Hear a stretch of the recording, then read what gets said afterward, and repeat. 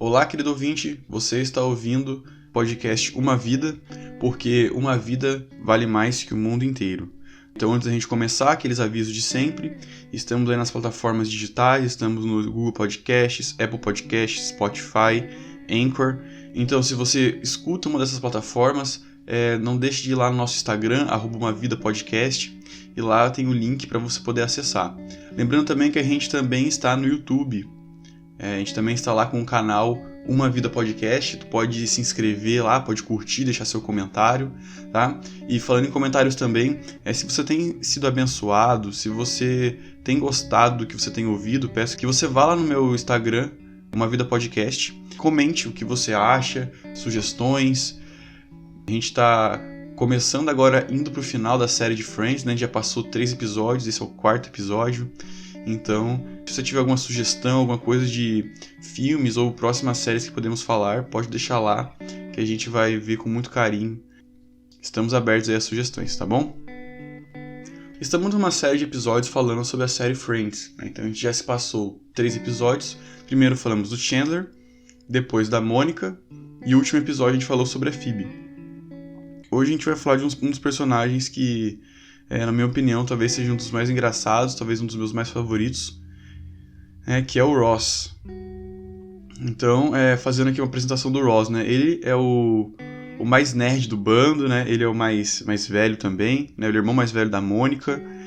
Ele tem aquele jeito bem paranoico, bem excêntrico. A gente vê, às vezes, ele tocando teclado. E é uma música, assim, bem diferente do que a gente está acostumado a ouvir. Talvez mais diferente até do que a própria Phoebe toca, para você ter uma ideia.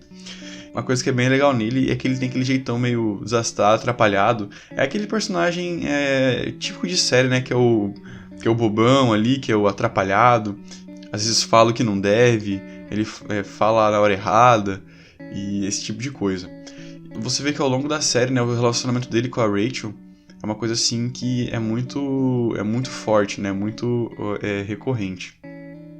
Ele, durante a série, ele se casa 3 vezes e, por causa disso, ele constantemente é alvo das piadas, né? Inclusive, ele mesmo se zoa, né? Tem um episódio que ele fala que, sei lá, o mercado de casamentos gera, tipo, uma quantidade de X milhões de dólares e que ele foi responsável por metade disso. Uma brincadeira que ele mesmo faz com ele. E também voltando sobre a sua excentricidade e paranoia, tem aquela questão lá que ele tem o Unagi, aquele conceito japonês, aquela percepção.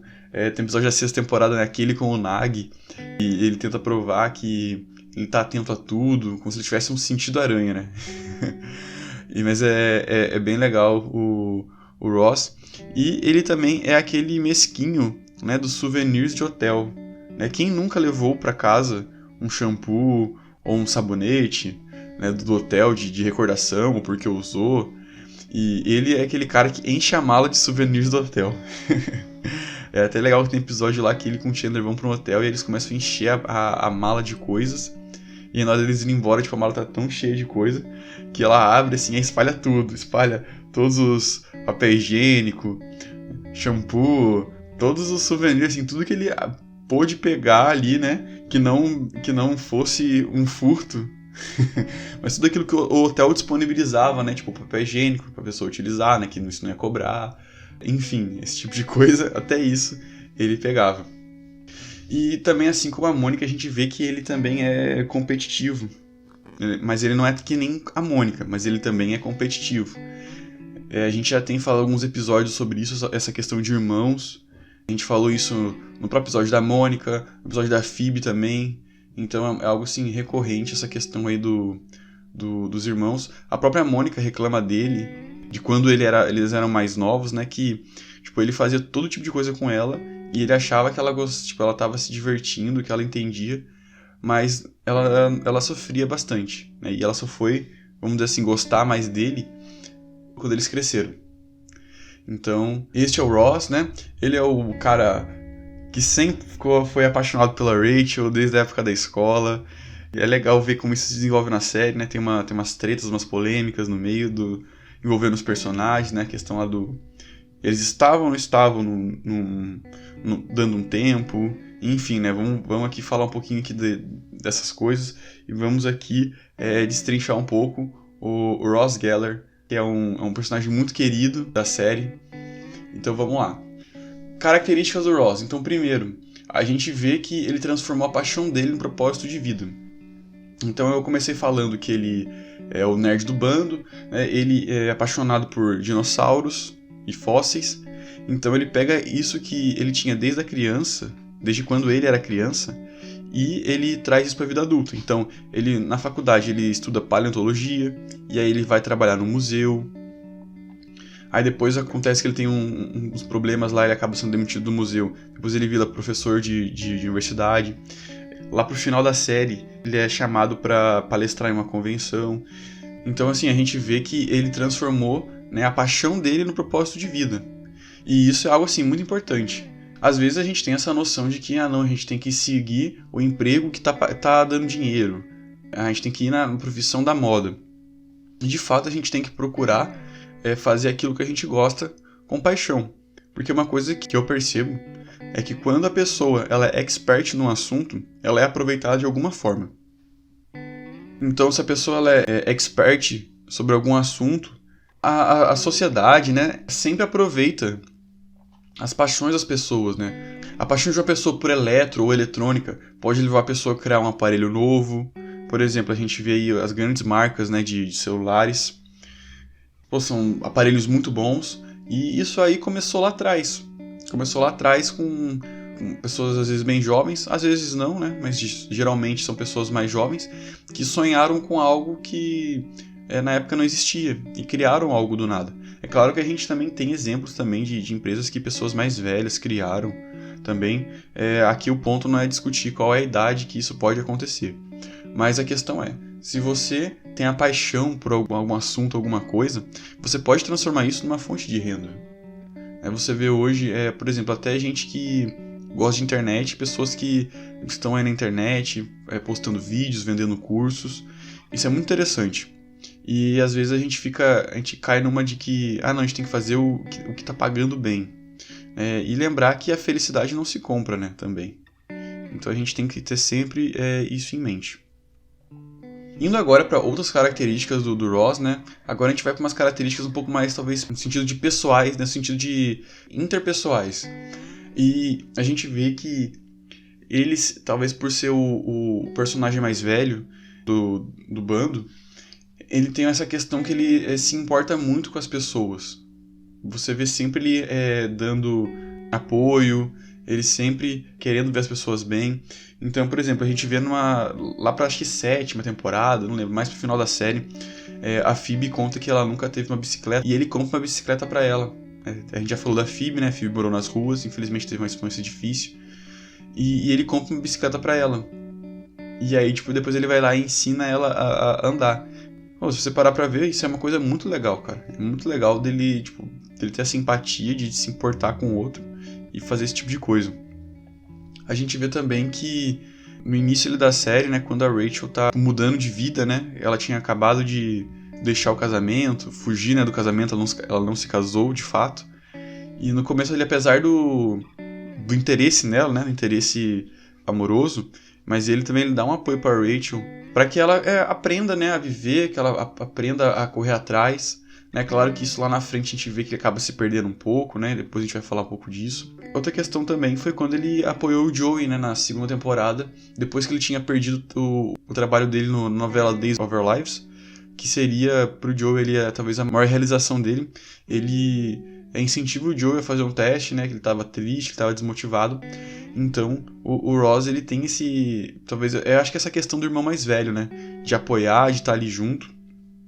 Quando o Chandler e a Mônica estão namorando e ele descobre, no começo ele fica possesso, ele fica com raiva, que é aquela questão do irmão protetor, né?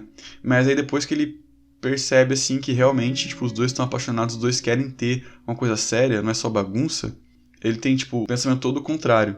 Né? E até um outro exemplo disso, a gente indo mais longe ainda, é lá mais pro final da série, quando o Joey tá interessado na Rachel, e apesar dele sempre ter gostado dela, ele ir lá e falar pro Joey, não, se abre com ela, fala o que você sente. Então, assim, é algo bem difícil, né? Tu ter uma história com alguém e aí outra pessoa tá interessado, e na situação que eles estão, não estão juntos, né, estão cada um pro seu lado, ele lá ia apoiar o Joey a falar o que sente. Então isso é muito humano do Ross, né, bem legal ver esse lado dele. É claro que, em contrapartida, ele tem um ego muito alto. Ele é o único dos personagens que tem um PhD, né? Que ele é um doutor na sua área. E talvez isso, em alguns momentos, faça que ele tenha um pouco um ego elevado. Então, teve uma vez que ele ficou o episódio inteiro tentando convencer a Phoebe de que a evolução aconteceu. Ele também, né, durante o crescimento dele, da Mônica, né, quando eles moravam com os pais, né, quando eles falam, flashbacks, a gente vê que o Ross também era mais mimado. Ele era o filho da promessa, tipo, os pais achavam que não iam poder ter filhos, aí ele nasceu. Então, tipo, eles tinham um tratamento diferente dele em relação à Mônica. Então isso aí pode ter colaborado para que ele tivesse um ego, assim, mais elevado. Outra vez também com a Phoebe foi quando a Phoebe acreditou que o gato que ela tinha estava encarnado sua mãe. Então, tipo, ele também ficou o episódio todo assim. E o problema não é nem, tipo, ele discordar de alguma coisa. O problema é a forma, às vezes, que ele falava, que ele colocava as coisas. Teve um episódio também que já tem uma premiação, uma festa, não lembro agora exatamente. Só ele tava no horário e tava todo mundo atrasado. E aí ele pega e meio que grita com a Rachel, assim, coloca lá qualquer coisa, eu só quero que você esteja aqui pronta. Tipo assim, ele acabou perdendo um pouco a cabeça, né, durante o episódio. E aí foi algo assim que depois ele teve que se desculpar. Eu lembro que ele fala assim, o que eu preciso fazer pra que você vá? E aí eles dão a ideia, não, você tem que tomar o copo de gordura, né? A Mônica tem um copo com gordura na geladeira. E aí ele disse sim, e ele quase de fato tomou o copo, né, de gordura pra provar, mostrar que a presença deles era importante, da Rachel era importante, que ele estava arrependido de ter gritado com ela, a forma como ele falou com ela. Então, assim, é alguém que tem o ego um pouco inflado, mas é alguém de bom coração. E agora vamos, então, para a parte que mais representa o Ross na série, né? Que são os seus relacionamentos bem complicados, né? Então, durante a série, ele tem várias namoradas, né? Ele já teve namorada mais nova, que era a aluna dele, já namorou uma paleontologista, que nem ele. Então, assim, ele teve, apesar do jeitão dele nerd, atrapalhado, desastrado, né? Meio excêntrico, ele tem bastante namoradas na série, ele tem um relacionamento, uma vida social, assim, nessa parte de relacionamento é muito boa. Ele era alguém interessável, vamos dizer assim, ele era alguém interessável para as mulheres. Então aqui nos relacionamentos complicados eu vou focar nos casamentos, que são os principais marcos dessa vida dele. Então, no início da série a gente vê que ele já está se divorciando de sua esposa Carol, porque ela é lésbica. A gente vê algumas lembranças, alguns flashbacks, pelo que nos dá a entender é algo assim que a Carol, ela não casou, tipo assim, com ele premeditadamente, no sentido assim de, não, eu vou fingir ser algo que eu não sou. Pelo que a gente assiste, a gente entende que é algo que ela meio que se descobre, essa atração que ela tem por pessoas do mesmo sexo. E isso aí foi algo também que o Ross também nunca percebeu. De fato, eles só acabam descobrindo quando eles marcam meio que o encontro, assim, né, deles com uma outra mulher. De fato, ali, a Carol, ela acaba realmente ali, acho que entendendo, ela acaba se enxergando, então, como homossexual. Né? E aqui a gente não está, em momento nenhum, querendo julgar isso, né? Questão da homossexualidade, né? Aqui a gente só está pontuando o que a gente está vendo. Aqui a intenção não é julgar ninguém, né? Assim como os outros personagens, a gente fala várias coisas deles, mas no sentido de aprender, né? de não nos sentirmos superiores. Aqui ninguém é superior a ninguém, a ideia aqui é a gente aprender uns com os outros, certo? E aí, desse relacionamento, né, com o Ross, eles têm a Carol fica grávida do Ben, e aí durante a série a gente não vê ela tanto, né? Ela aparece esporadicamente, mas ela acaba tendo até um casamento com Susan. De vez em quando a gente via assim a Carol durante a série, né? Então isso aí foi algo que talvez ali na hora do relacionamento a gente não vê, né, eles namorando, só vê lembranças deles casados. Então a gente não tem certeza de como foi o namoro, se foi um casamento bem pensado, se eles se conheciam bem, se eles se autoconheciam bem, né, se eles conheciam o outro bem. Então muita coisa teria que ser levada em consideração, mas a gente está analisando aqui de acordo com as informações que a gente tem acesso assistindo a série, né? Outro relacionamento complicado é com a Rachel, né? Inclusive ele vai se casar com ela lá na final da quinta temporada. Eles bêbados estão em Las Vegas, né?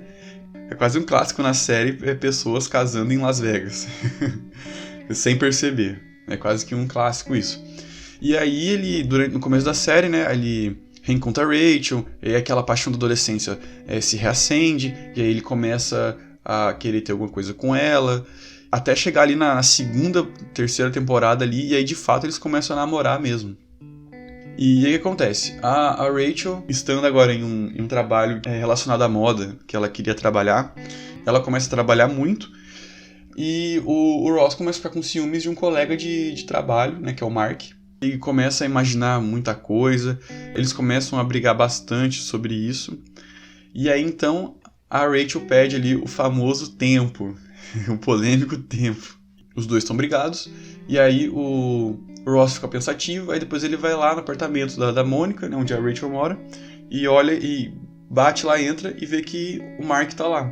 Só que o Mark não estava lá numa situação de relacionamento, como ele sempre achou. Bem provável que realmente ele estivesse interessado nela, mas a Rachel estava interessada no Ross mesmo. Mas aí o Ross chega lá, vê os dois, e aí ele acha que está acontecendo alguma coisa. E aí é nisso que ele acaba caindo, né? Ele acaba indo para uma festa, e uma mulher lá dá em cima dele, e ele acaba traindo a Rachel com essa mulher. E aí é a polêmica, né? Porque eles ficam a série toda... O Ross defende a ideia de que eles estavam dando um tempo, então não é uma traição. Mas a Rachel se sentia traída, de fato. Então, diga aí sua opinião, o que você acha, o que você pensa a respeito disso. Você acha que realmente foi uma traição, realmente não foi? É claro que a gente não pode resolver um problema com o outro, né? A gente às vezes ouve muito essa coisa assim... Ah, não, para esquecer uma pessoa, a gente tem que ficar com outra. Não acredito nisso. Na verdade, a Bíblia fala que a gente tem que guardar o coração. O que é guardar o coração? A gente não pode entregar o nosso coração para qualquer pessoa. Então a gente tem que ter um zelo, né, pelo nosso coração. Então, naquele momento que ele chegasse lá e visse os dois juntos, mesmo que ele tenha mal interpretado a situação, né, ele não devia ter feito isso. Não, vou pra uma festa e eu vou dar o troco. A gente tem muito essa questão, não, eu tenho que dar o troco. Eu tenho que me sentir que eu não tô por baixo. E a gente tem que parar pra pensar que a vida não é assim. Não é assim que funcionam as coisas. E aí começa aquelas várias idas e vindas na série.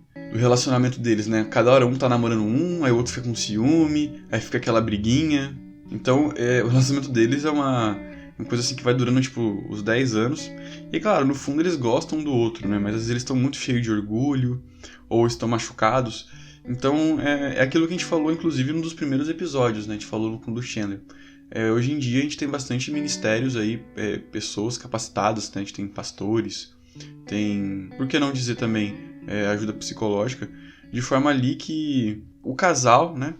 Aqui eles estão solteiros, mas o casal, os noivos ou namorados, tenham ali um tempo de conversa, como se fosse uma terapia, de forma ali que eles consigam colocar, né, as suas ideias, colocar o que pensam, conversar, e então procurar resolver os problemas. E aí depois a gente passa, né, pro outro casamento do Ross, que é com a Emily, que é a sobrinha do chefe da Rachel. E aí o Ross ele acaba levando ela para ir numa ópera, e aí eles acabam se conhecendo, se gostando. E aí, tipo, em 6 semanas de relacionamento, o Ross pede ela em casamento. Porque ela vivia na Inglaterra e a distância para ele era algo ruim. Então foi algo assim que foi muito precipitado. A gente entende que a gente precisa buscar relacionamentos duradouros, mas a forma como isso aconteceu foi muito rápida. Como a gente tem falado aqui, né, no fundo, eles se gostam, né? O Ross e a Rachel, isso é muito evidente durante a série toda.